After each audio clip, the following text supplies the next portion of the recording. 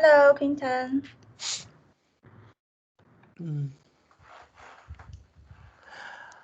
I am loving the backgrounds today from you two. Wow. Fortuna, I think that's your usual place that you are. But Claire, this is very snazzy today. Yeah, I like Yes, cake. today is very beautiful.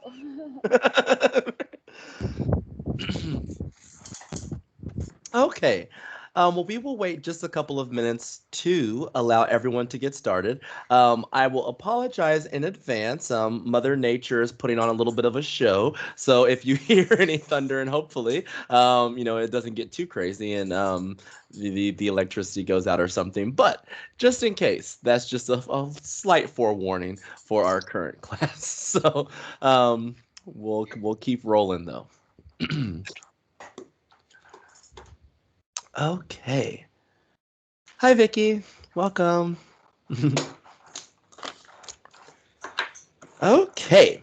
So I will go ahead and get started then. And as usual, if you are participating in the class, just make sure to turn on your camera so that I will know to call on you. But I know that there are a few of the students who are normally in class will not be attending today just due to some other obligations. So we might have a few less today. But thank you to those who are here. So, what I want to do to begin is actually go back to finish up our activity from last class. I think that we started to cover part of it, but I really want to give it its due and really go through it as much as possible because I think the second piece of that exercise, especially where we were putting the different phrases into categories of how we would use them.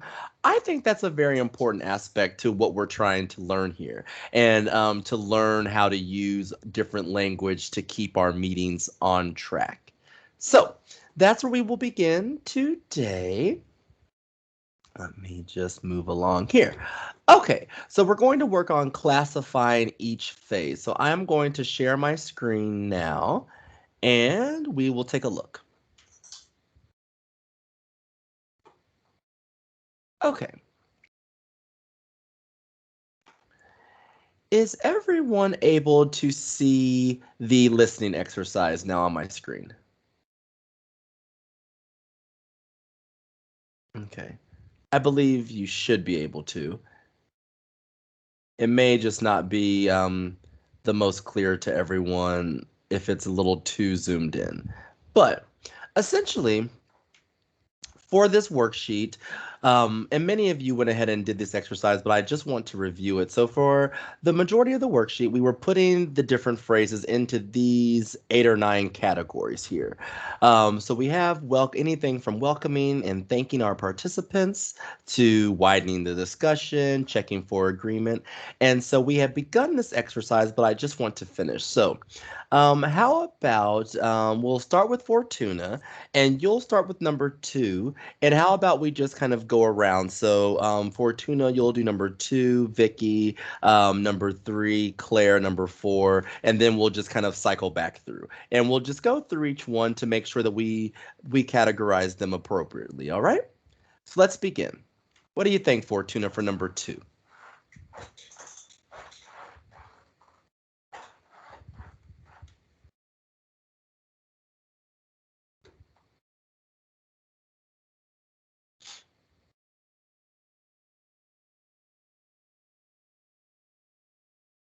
Uh-oh. Uh, if you're speaking, you may be muted. I couldn't hear what you were saying. There you go. Okay, so I think we are going to introduce today's topic, but I cannot see the category Oh, of I'm the. so sorry. There you go. I'll need to So move. we number two is to state the objective and the purpose of our meeting. Okay. Yeah, so the number 2 said, as you all know, we are here today to discuss, and yes, I think it's perfect, stating the objective and purpose. So we're telling them what we're going to talk about. Good job. All right. Vicky, number 3. Can you be a little more specific? Number three is asking for clarification or explanation. Yeah, exactly. And so that one's pretty straightforward in the language that is used of what we're trying to do there. But definitely in your meeting, this is one that we should feel free to use. And especially today, when we begin talking about interruptions, this is one case where we may need to interrupt someone, but we will get to that shortly. Okay. And Claire, how about number four? Does everyone agree with point of view? I think number 4 is checking agreements. Hmm. Checking agreement, exactly. And so this was going to be very important when we think about our meetings, like if we're problem solving, or even if it is a brainstorming meeting where we're trying to get people to give us ideas that may or may not work. We may want to check to see if everyone else agrees with that. So, all right. And number four, or I'm sorry, number five, we'll go back to Fortuna. Does everyone know?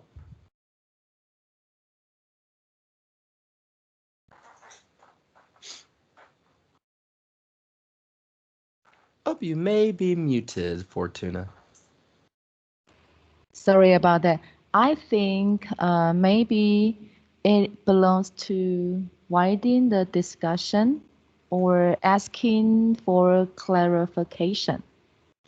Okay, I can definitely see where that came from. And I think with this particular phrase, we probably need to know the rest of the sentence because I was thinking in my head it could be to introduce someone new. Like, does everyone know Claire? Welcome. Can we please welcome Claire to our meeting?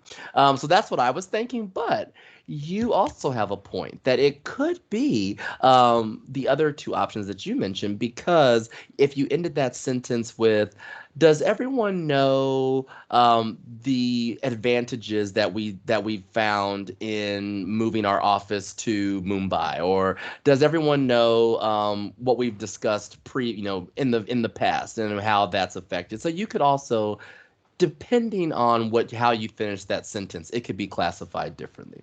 So you're absolutely right there. Okay. Uh, Oh, yeah. Go Excuse ahead. me. Could you, is it possible for inviting or asking for opinions? I so with I do think it could be used that way. But the problem with the way this sentence is set up, using exactly those words, does everyone know? It's more um I I think there would be a more natural way, or a more common way that you would say that. So let's say that we were checking for understanding. Um, well, actually, I take that back. I'm sorry, Vicky. I take that back, because if you were thinking of something that most people should know, so let's say that we're thinking about in our listening exercise example, let's say that we're having the meeting, and of course, it's about moving or setting up a new factory in a city. So you might say, does everyone know that we're currently looking for a new location for our next factory? But the reason that I said what I said in the beginning is because using does everyone know is usually something that you use when everyone should know it.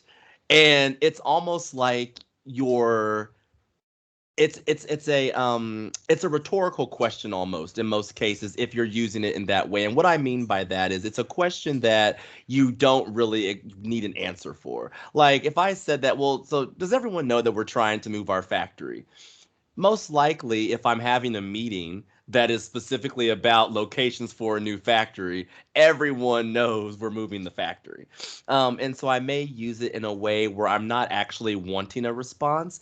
So usually if we're checking for understanding, you might specifically ask about a particular topic, or ask a particular person if they understand. Like if you if someone could, like, let's say you're having this meeting, same topic, moving locations, but you've invited someone from a different department. Maybe they don't really work in logistics, or maybe they don't work in the aspect of relocating the company. Maybe they're in accounting, or maybe they're, and so you begin talking about things like, well, this would be better for our factory because we produce, these types of items, and we can easily source those items from this area. You might ask that question like, well, did you know that this area is really high in this type of wood, so that might be why we should move our factory there.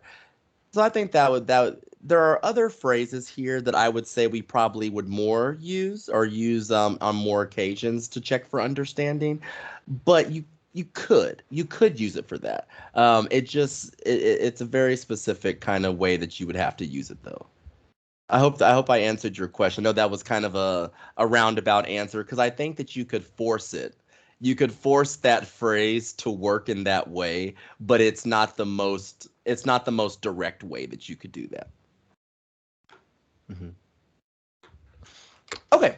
Let's go back to, I think, actually, Fortuna. So Vicky, it's actually your turn. So let's do number 7. I'd like to thank all of you for coming on such short notice. Uh, as for the saver, I think that is welcoming and thank you the participants. Yeah, exactly. Welcoming and thanking the participants. And so that's something we'd like to do. And you can thank and I think either way, this is definitely something you would say probably at the beginning, since you're thanking them for coming on such short notice. So it is part of your welcome. All right. And Claire, number 8. I think number 8 is introducing a new participant. Introducing a new participant. Yes, I'd like you all to meet. Very good. Pretty good there. And back to Fortuna, number 9. I want to move on to the Uh, next item on the agenda. I think maybe number 9 belongs to sticking to the agenda. Sticking to the agenda, exactly. So, um, this is something that you could use a phrase, especially, it doesn't necessarily have to be used in a situation where you're behind on time, but this is definitely a go-to phrase if a conversation or a particular topic is maybe going on too long, and you know that, uh-oh, we need to move on. Like, this meeting, we can't get stuck. We can't get stuck here. So you might say, okay, well, I want to move on to the next item in our agenda, and kind of move on. Or you could just transition that way. Say everything is perfectly fine timing wise. You can use that just as your transition to a new topic. Hmm. So it's like a topic shifting. Yeah, exactly. It's a topic shifter. And I think if you can use it, just simple transition, okay? Naturally, let's just flow from one to the next. Or if you need to now, because we're running out of time, we need to hurry up, like we don't naturally move to the next topic, then we have to move it. We have to push our meeting to the next topic. And this is a phrase that you could use.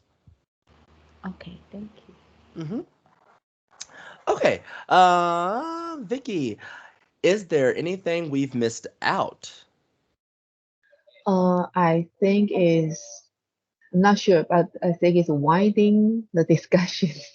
Yeah, widening the discussion. Yeah, widening the discussion, I think is a good one for this one. That's where I would probably leave this one, because basically you're kind of saying, to my knowledge at this point, we have covered all the points in this current discussion.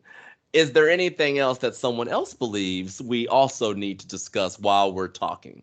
And so I think it is a widening of the discussion. Yeah, for sure. Okay. Now we'll go on to Claire for number 11. Just to summarize the discussion so far. I think as summarizing the discussion. Yeah, yeah, yeah. That one, summarizing the discussion, exactly. And this is something that's important to do. Because I know that if you just said it, maybe you would think, oh, well, when would I ever say this, or is it actually necessary? But sometimes it can actually not only summarize the discussion, but it's kind of a roundabout way or a non-direct way to also check for understanding. Because if I ask you, or if I use that phrase just to summarize the discussion so far, and you start to summarize things, if someone didn't hear it that way, or maybe you start summarizing what has been said so far, and someone's like, that's not what I thought. That's not what I got out of that meeting, or that's not what I thought we were talking about, or that's not how I understood it, then they have an opportunity to then say, oh, well, I thought XYZ. Or, oh, just about that. Can we go over that one more time? Because I didn't quite understand that piece of it. So it's also a way, a non-direct or roundabout way that we can also check for understanding. Just by summarizing what we've said so far, it allows people the opportunity to have a question or to get better understanding of what they need or what they may not understand so far.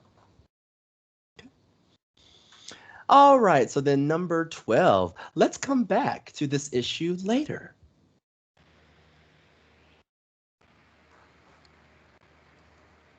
Oh, I'm sorry, and this question is for Fortuna. Well, we're going back. I think maybe it also belongs to sticking to the agenda. Mm-hmm. Sticking to the agenda, yeah. And so this one is definitely used when we need to move on and we've taken too much time. So the other one was like, well, we could use it in this situation. This one, this is when you're going to use that phrase. Now we've taken too long, we need to move on, and we'll use this phrase to keep the meeting rolling. Yep. Okay. Vicky, number 13. Let's move on to the first item. Um, in the beginning, I want to choose stating the objective and purpose, but after your discussion, I will change sticking to the agenda. Sticking to the agenda. Yeah. Yeah, I think it is sticking to the agenda.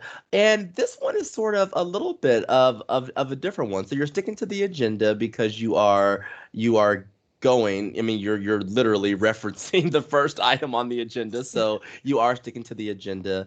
And then also, this though is a phrase that we usually use at the very end of our welcoming or thanking participants. So you're not actually thanking anyone. So it's not that. And it's not truly a welcome, but it's not, that's where you would say it, if that makes sense. So when you say that, let's move on to our first item, that's sort of usually the last sentence or the way that you transition from welcoming to now let's get into the heart of the meeting. It's usually just saying, let's get on to the first item on our agenda. So it is sticking to the agenda, but in the sense that it's the very first item, it just, you would use that at the beginning of your meeting. So during your welcome, after you've said like, thank you for coming on such short notice, and you might say a few words, and then you would say, okay, now let's get started with our first item on the agenda.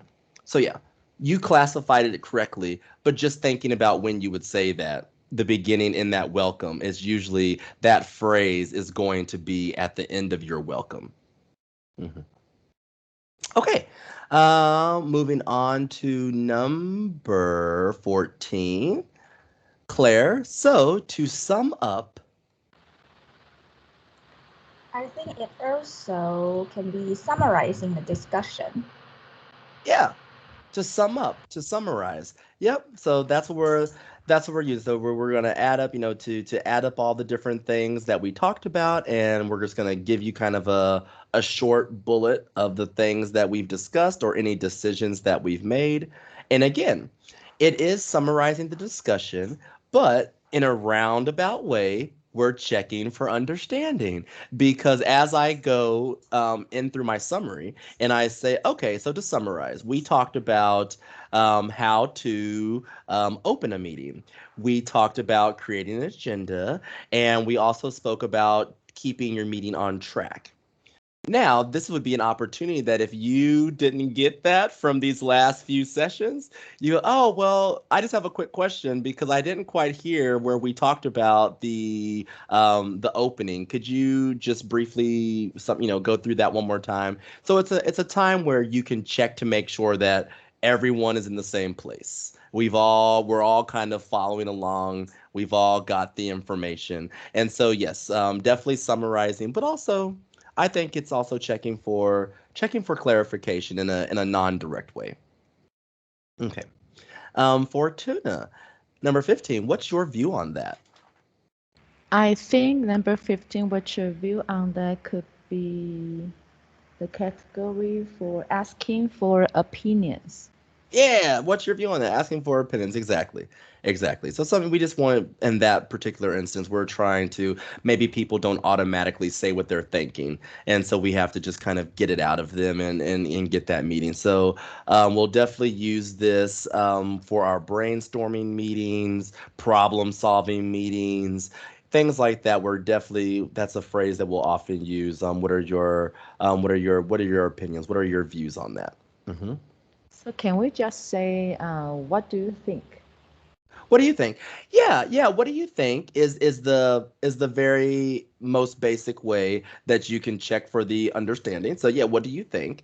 That works definitely. But if you want to maybe use just different language and maybe to have that variation. So if you were in a meeting and you're going to be talking about a variety of topics, you may not want to, or maybe you want to ask multiple people for their opinion. So you may not want to always say, well, what do you think, Claire? Fortuna, what do you think? Vicky, what do you think? So then that gives you an option. It gives you another way to say that. So you could say, what do you think, Claire? How about you, Vicky? What's your view on that? It gives Uh, you some additional ways that you can ask for someone's opinion. okay, thank Hmm. you. Yeah. Now we'll move on to Vicky. What exactly do you mean? I think it's asking for clarification and explanation. Mm-hmm. Exactly. Yep, yep. Asking for clarification. Yep. And Claire, what other options can we look at?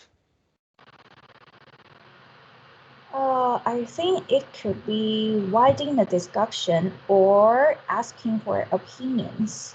Yeah. Good.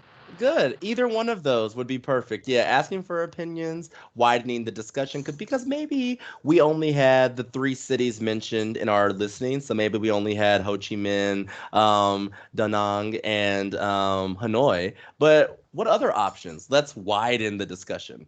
Or just checking for giving your opinion and inviting others for opinion. So, what else do you think? What else do you think? Maybe we don't already have a list of options. And so now I'm just asking people's opinion to get that information out of them. Yeah. Okay. And back to Fortuna. Would you like to get us started? I think it could be the category of sticking to the agenda. Oh, okay. Yeah, yeah. Sticking to the agenda. Okay. I see that one. I see that one because in the sense that would you like to get us started, you are moving into the first topic. You're moving into the first item of the agenda. So you're using it as an alternative to maybe saying, okay, I'd like to move on to our first item. Mm. Maybe the first item is supposed to be presented by Vicky. And so you just say, Vicky, would you like to get us started? And that's moving you to the first item on the agenda. So I definitely understand where that comes from. Now, are there any other categories that you think that could work for? That could work for stating, no, stating the objective. I don't think checking agreement. No. And this is a little bit because I'm thinking of it as a part of introducing a new participant to the meeting. And by introducing them, not so much as in, hello, meet this person, but more as in introducing someone to come to the floor, or introducing someone as in this person is now the person who will speak. I'm the facilitator or the leader of the meeting, but now I have this other person who is going to actually do the speaking for this particular item. And so I may say, Claire, would you like to get us started? And then that brings Claire to the floor. That brings the next participant into the meeting. And so that's. But yes, sticking to the agenda. Good one there. You And now, oh, go ahead. Question? You Yeah. mean I'm the facilitator, but actually I'm not the speaker. So I'm going to invite the speaker to start the conversation. And then I can use the phrase, okay, would you like to get us started? Let's welcome Claire, something like that. Yeah, yeah, yeah, exactly, exactly. So that's the perfect situation. So you're the leader, but maybe you're not the main speaker. And that happens, that actually happens many times where I might organize the meeting and bring everyone together, but the purpose of the meeting is really so that everyone can hear from this other person. Maybe I've invited them to speak to a group of people, or maybe, they're from a different department that has information that's they're better to speak on this topic than I am. And so I introduce them, and bring them into the meeting, and get them started on their way. Yeah, exactly. Thank you. Okay. Yeah. And then, how about we go back now? We got Vicky. So you can see from the agenda that the different issues that we need to look at. For this category, I will choose stating the objective and purpose. Mm-hmm. Stating the objective and purpose. Yeah. Now, that's true, and that's very good. Now, what other one on this list could you also use this phrase for?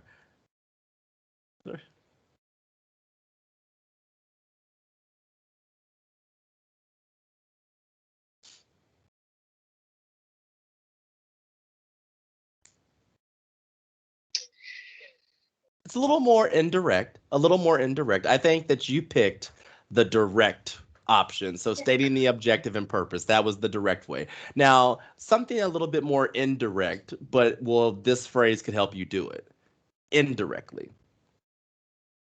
Um,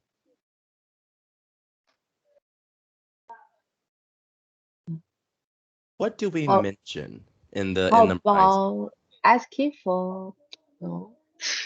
Yeah. What do we mention? What's the big thing that we talk about in number 19? Mm, The agenda, right? mhm. Mm-hmm.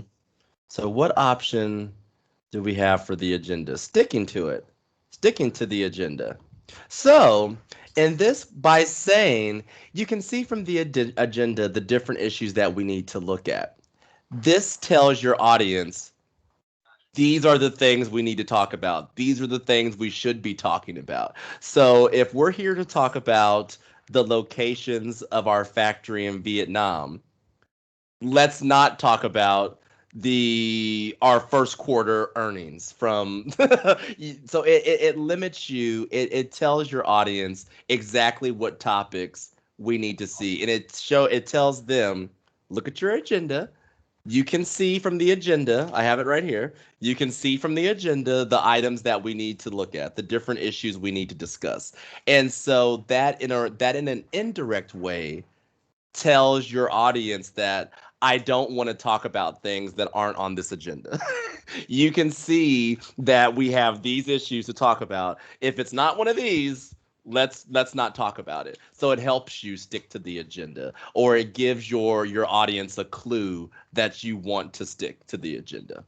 Again, not directly, but it's an indirect benefit of using that phrase so that it gives your audience a clue to stay with the agenda. Mhm. Okay, thank you. Yeah, yeah. And then last but not least, so to summarize, how about Claire finish us off? I think this one could be summarizing the discussion or asking for clarification. Yeah, exactly. And so now you're kind of using that the direct response and sort of an indirect way that we are doing. So that's something that I pointed out when we went through these because oftentimes in meetings uh, you can accomplish more than one thing using a particular phrase. Maybe this is what the phrase directly says, but it's also about the context and what people kind of infer from what you're saying. So even though you're saying, so to summarize, which is summarizing the discussion, you're also putting it out there like, if this is not what you heard, let me know. So you're checking for understanding. hmm Okay.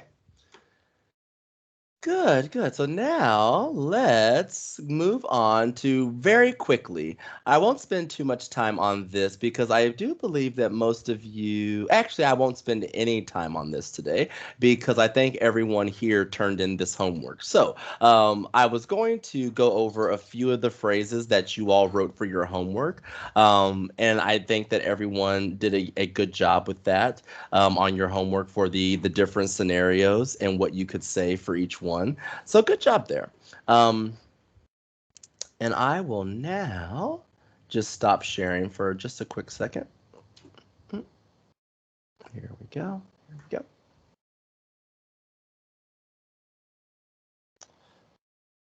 go. Okay.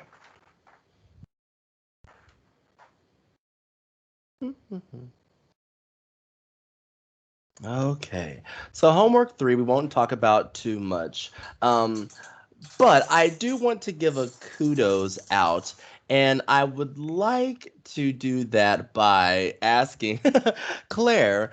Claire had a very good response in the homework, and if you haven't had a chance to look at your responses yet, Claire, I gave you some kudos in your homework. But could you read your sentence that you used for number 4? The one that says Sarah should begin the discussion of the item because it is her area of expertise.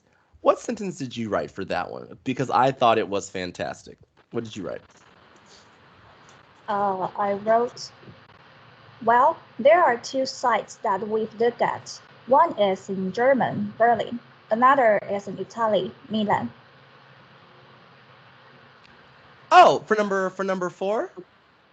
Yeah? Sarah. Oh, did I pick the wrong? Oh, I thought maybe did I pick the wrong student, Claire? Did I give you the wrong kudos in the class? Maybe. Well, someone, and let me know if this was one of you, because I know you three are all turned in your homework.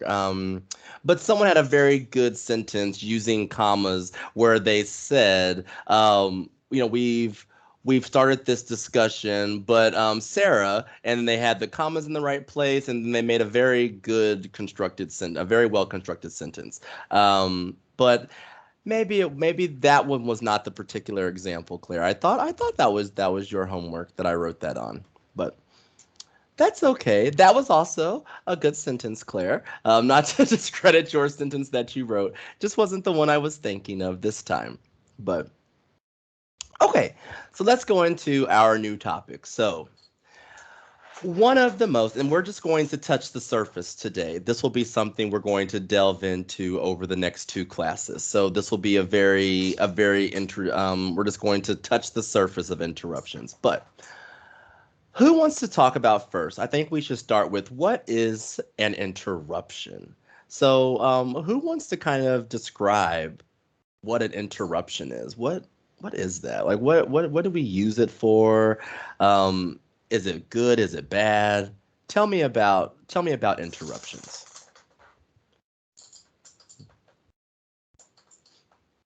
What do you think, Fortuna? What do you think about Uh, interruptions? Sometimes, if we don't completely understand what the speaker is saying, we want to make clarification. So we will say, "Oh, excuse me, what do you mean by saying something?" So sometimes one the speaker to give us more clarification about some ideas, about some keywords. So we will try to interrupt the speaking of the speaker. Yeah, yeah. That's a good point. So we definitely use it to check for understanding and to check for clarification, and to make sure if we don't understand something that we follow up.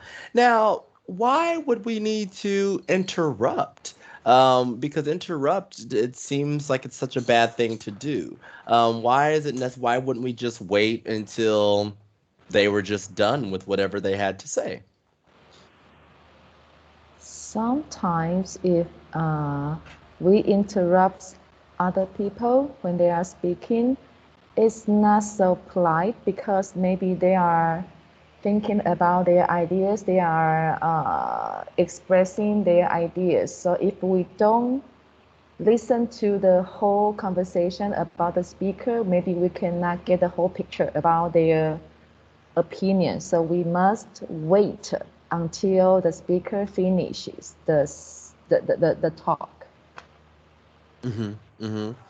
So what I'm hearing is that there is definitely an art to interrupting and how we do it appropriately to be respectful, but then also if there is something that we don't understand, if there is a point of clarification or something we need to add, it's not always the most appropriate to wait until the end, or to wait until someone has finished. And especially this is true depending on the type of meeting that you're having or the type of speaker that they are. Um, Sometimes it's very hard to find a moment when the Yeah. speaker has just stopped talking and gives you a moment to ask questions. Sometimes they're just going, or what can happen is that they move on to another topic, and that can actually hurt our discussion and hurt our meeting if we allow the speaker to move on and then we're like, okay, now I get an opportunity. We're like, hey, remember 10 minutes ago when you were talking about this other thing? Can we go back to that? And I have Maybe a we quick question. forgot it. Yeah, by then you may have forgot it. By Yeah. then the speaker has shifted gears, and maybe they're like, "Oh, okay, whoa, shoot, what was I thinking? What did I Yeah. say?"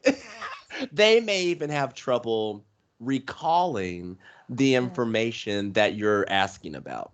And so sometimes it is necessary to stop someone and before they move on to a new topic. And so you definitely hit the nail on the head when you said sometimes it's not polite and it can be rude to interrupt people at the wrong times. And so there is a technique and strategy to how we interrupt. And more importantly, or just as important, I suppose, is the language that we use when we interrupt, because this can signal our intent. And usually, our intent is not to be rude or to cut someone off, it's usually to add information, get more information, clarify a topic. And so the language that we use can definitely impact how our interruption is received. Okay. So let's just go a little bit further now and just kind of talk a little bit more about the situations where we will need to interrupt or we may want to interrupt. So, number one, you would like to add information to someone else's thought or argument. Okay, so this is a good time to interrupt, and this is a time that we often want to interrupt. So, maybe a speaker is talking about a topic and you have something very important to add. Or maybe and maybe what you have to add to the discussion is very important and will really affect the outcome. So let's think about a problem solving meeting. So let's go back to our example of the science lab and how they needed more equipment, and we needed to figure out how to complete the fundraising or how we will get money for lab equipment. Let's say one of the people say, I think one of you wrote in your response, or one of the students wrote in their response, that there's an organization that will give lab equipment to our school. What do you think about this organization, or what do you think about us entering this program? And so what if you knew, what if Claire knew that, oh, well, I've already looked into this organization and our school doesn't qualify for some reason. Claire's already looked into this organization and she knows that it won't work for our situation. Is it really worth Claire waiting the entire meeting and after this idea has been given to say, oh, by the way, I know we spent 15 minutes talking about this organization, but it won't work?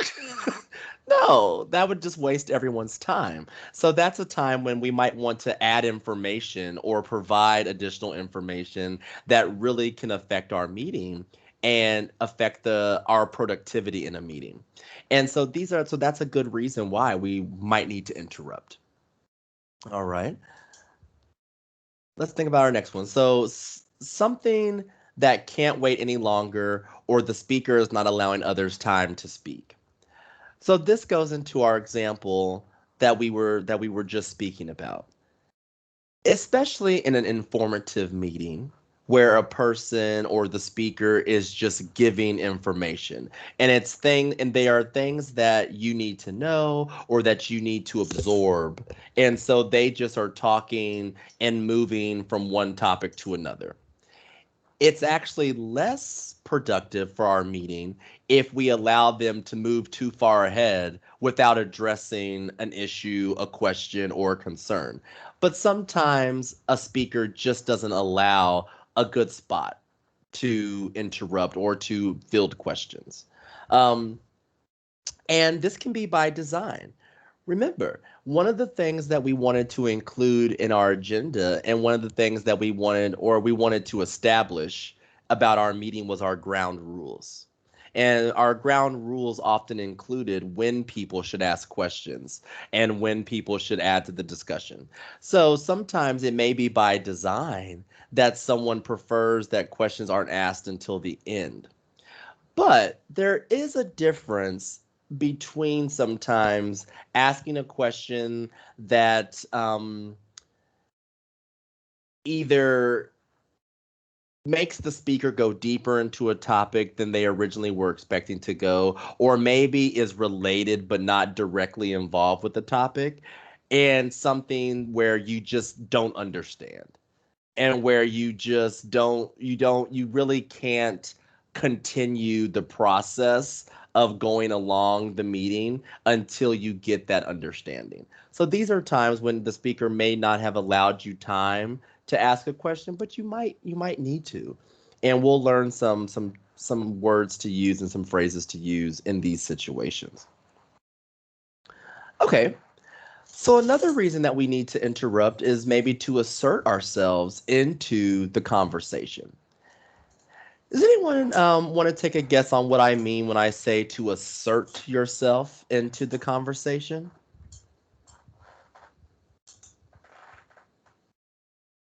Quentin, could you please explain what does that mean? Assert ourselves into the conversation. Does that mean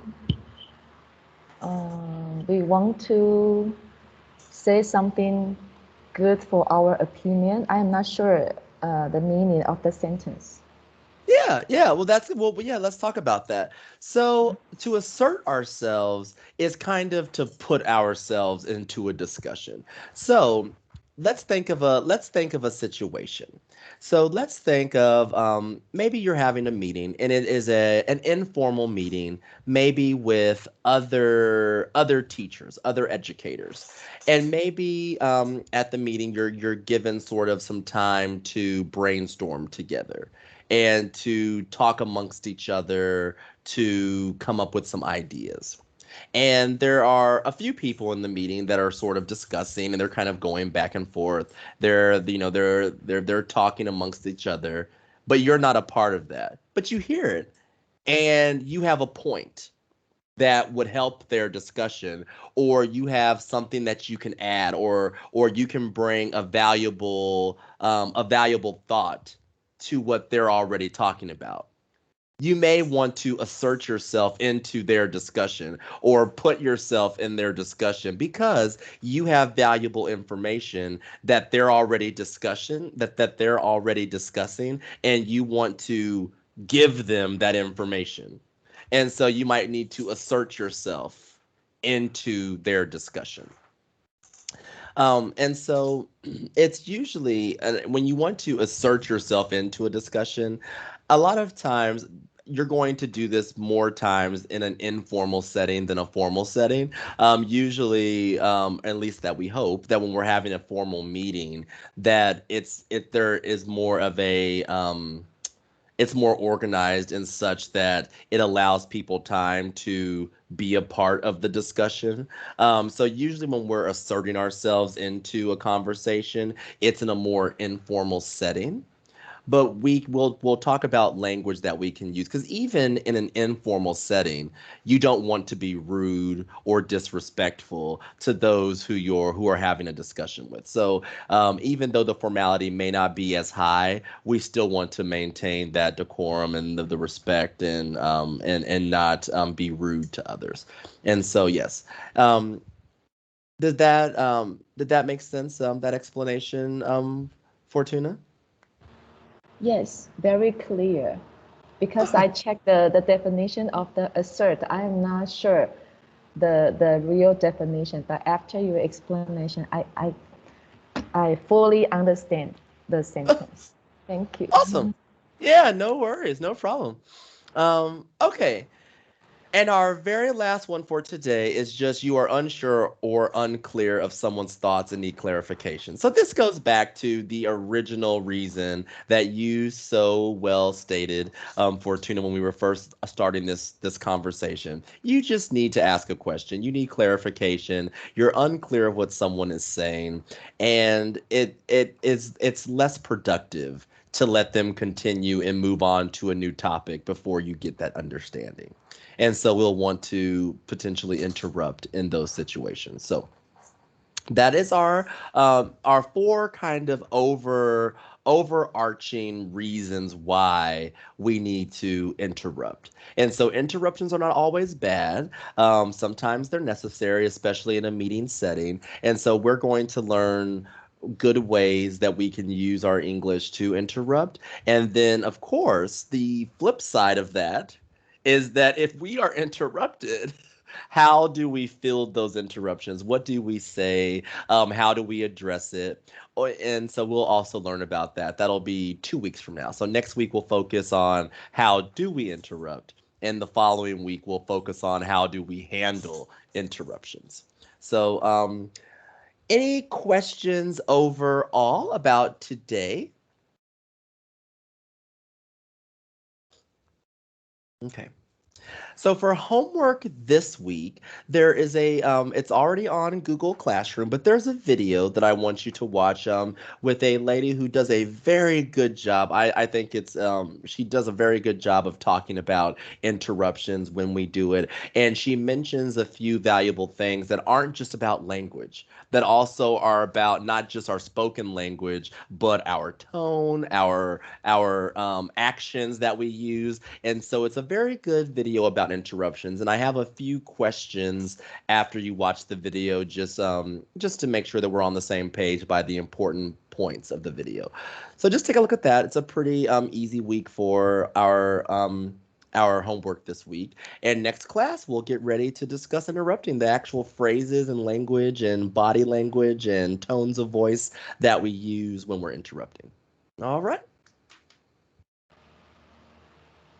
Thank Awesome. you. Thank you. Thank you. Very welcome. Okay, Quentin, give me a minute. Oh, yeah.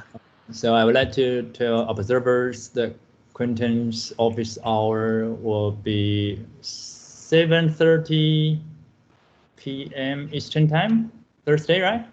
Mm-hmm. Yep. Yeah, I would like to welcome observers who have to finish their tutoring hours for your practicum to join us because we got a lot of similar questions. So if you can join us then, we will answer your questions and Quentin will share his experiences. And also, if you happen to tutor Taiwanese students, I can give you a lot of opinions or help. So yeah, you want to talk about that a little bit?